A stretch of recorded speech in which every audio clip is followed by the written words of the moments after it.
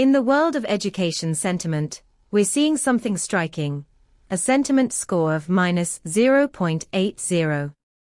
This is notably below the historical baseline, indicating a significant downturn in public sentiment surrounding educational topics.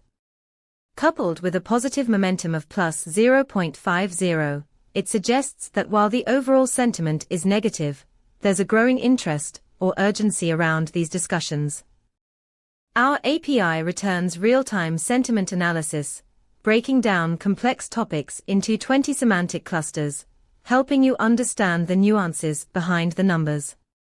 For example, you could use this data to fine-tune your educational content strategy, targeting specific areas that resonate more positively with your audience, or identifying pain points that need addressing.